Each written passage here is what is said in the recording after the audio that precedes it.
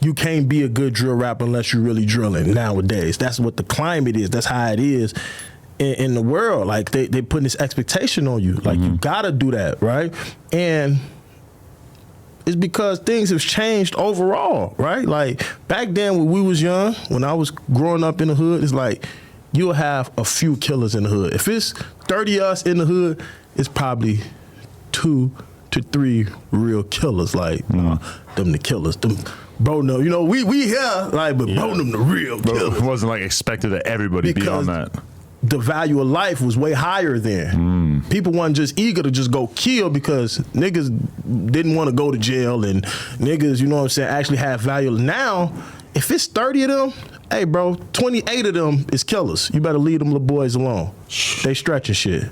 Wow. They scary. Yeah. Them little boys, because they don't care about life. The value of life is way down. It's like, I kill you and go lay down. Like back then, it's like, you kill them, like you can't sleep, you jitters, and you're dreaming about it. Nah, they'll kill you, man, and go and act like ain't nothing happened. That's what's going on. Do you think it's because of the internet now, though? Like, absolutely. I think the internet, I don't think it's more of the value of life. I think it's more so people are doing it now because they can get a career off of it, maybe. No, I feel like the internet has desensitized it. It's desensitized killing. You see so much of it, and it's pushed so much that it's like, it ain't shit. Yeah. Back then, it was like, you only seen killing on scary movies. You feel me? On serial killer documentaries. Now, nigga, you get on YouTube, the first thing you gonna see is about somebody dying. And you can literally go watch people die all day, like just literally whole 30-minute clips of just different people dying in different ways. It's desensitized. And you realize shit to kill. You realize how up it is, because think about somebody like Lil Jeff, who's like relatively young.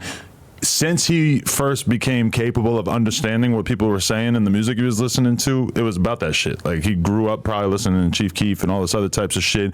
And it makes it even worse. The perks have like completely taken over the game.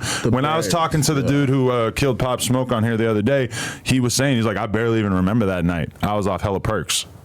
And like, so he's just out there, just in a blur, zombie mode, taking somebody's life, going home, not even thinking it's that big a deal. Fat ass Glock, switch on it, 50 shots in it. It's like, that's a formula for destruction. I don't want to run into his ass on no bad night and shit. And I'm a gangster. I ain't trying to be running into these because they not thinking. Because before, you may be from a similar environment and you may be a gangster, but like, your threshold for when you need to bust your gun is a lot higher than a lot of these kids, where it seems like it's just like the most reckless decision. They not thinking. They don't care. They not thinking. First of all, their brain's not even fully formed yet, right? They off these perks and these Zans, and this shit got this fentanyl in it, and they got these nice ass exotic guns, these $1,000 guns with switches that shoot 100 bullets in 2 seconds. It's like. Yeah. Man, that's a formula for destruction. I'ma think. They not gonna think. It only take one tap. You feel like you've always been that way, or this is a new mature Ewol that we're getting now?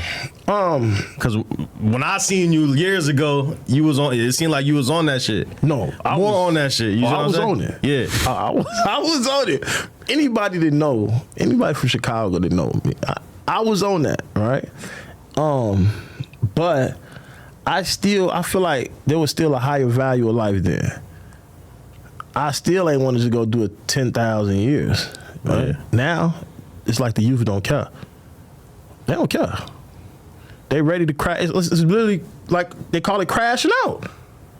That didn't exist back then when I was growing up, crashing out. Like, what? What the f want to crash out for? Let me out this motherfucker before it crash. Yeah. Now it's like they literally say, like, well, we finna crash out. That thought process is beyond me. Like, look, bro, you saying that you about to get in the car and run into a wall? You know you're gonna die from that, right? They don't care. Man, we crashing out. They off them drugs and it's like a game in them. That's like a competition. Yeah. Who could do it the worst? You got 2. I'm trying to catch 4. It's like it's man, it's bad, bro. Like the fact that we all still remember the Tuka shit and the Lil JoJo shit and all these like famous murders from back in the day. Like none of the murders taking place right now are gonna be remembered the same way 14 years down the road. Like this shit is so much more common now. Desensitized. But back then, that shit like completely changed the culture, and it was all anybody could talk about, etc. It's like that shit is not going to be the same way going forward. It's so much more common and so much like makes so much less of an impact now. And that's like I was saying back then when I was coming up, it was 2, maybe 3 killers. So when the killing happened, it's like, ooh, so and so just got busy. Nah, it's like, bro, if it's 30 and 28 of us killing, it's killing all the time. All right, you caught one today, I'm gonna go catch one tomorrow. Oh, then you gonna double back catch 2? Oh, I'm gonna catch 3. How we gonna remember it? It's too much. So, all right, tell us a little bit about exactly where you're coming from and what it was like in your days as a young man. So originally, for the ones that don't know, I'm a full-blooded Nigerian. I was born overseas. I was born in Nigeria. Came to America at 2 years old. Moved to the projects. My family bounced around a lot at a younger age, but when I got settled, you know. So your parents came out here for a better life, and then they just sort of accidentally ended up in the middle of the shit in Chicago. Trenches. Damn. But it's like, okay, so this the trenches to Chicagoans, right?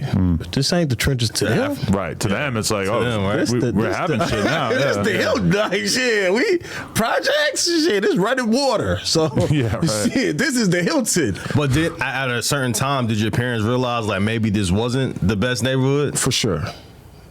Because the difference between Nigerian culture and American culture is the togetherness. Right, growing up in Nigeria, being Nigerians, they have more. You've heard the saying, "It takes a village to raise a child." It was really a village mentality, and it wasn't that here. So it was more cutthroat, kill. Like to see a black person kill a black person is ludicrous. It's like Nigerians don't kill Nigerians. Like what? So they automatically knew, like, no, this ain't right. Something ain't right here. Y'all don't hang with them.